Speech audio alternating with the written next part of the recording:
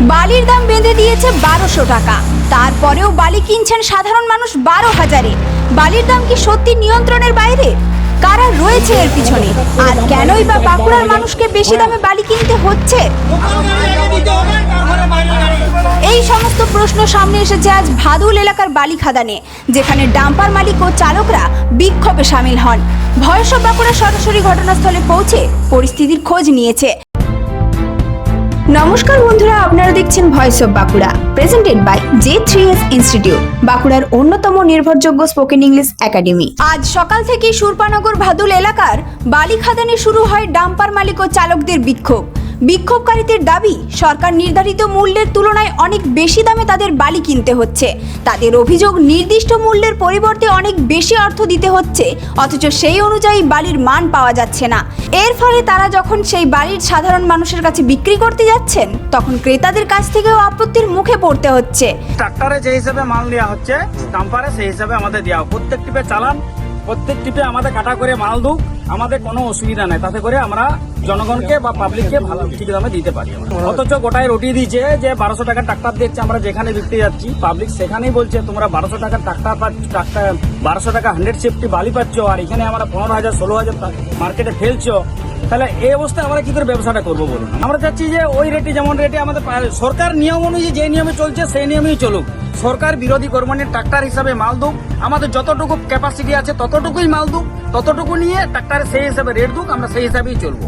250 চালানে সেখানে আমাদের এখান থেকে 12,000 টাকা আইকে রেট চাইছে। বিক্ষোভকারীদের আরো দাবি, বাইরের এলাকার কিছু গাড়িকে তুলনামূলক ভালো মানের বালি দেওয়া হচ্ছে, কারণ তারা বেশি মূল্য দিচ্ছে। 12,000 টাকা দিয়ে কাটো, নাহলে না চালান দেওয়া যাবে।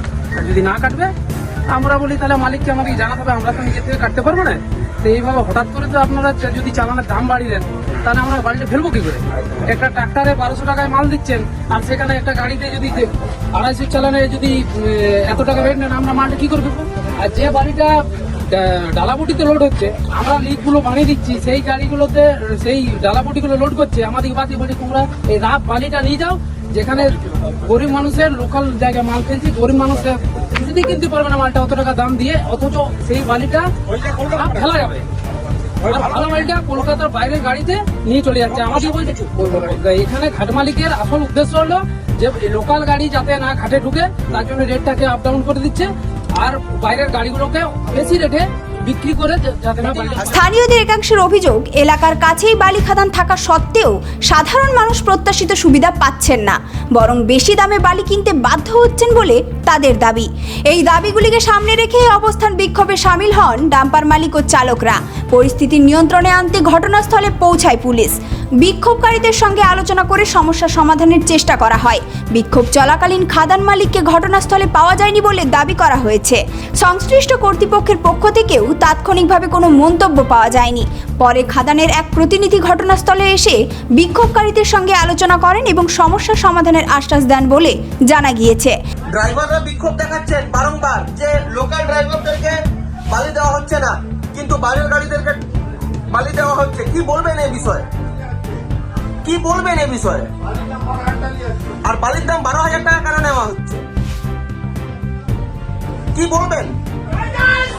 ড্রাইভাররা বারংবার বিক্ষোভ দেখাচ্ছেন, কি বলবেন?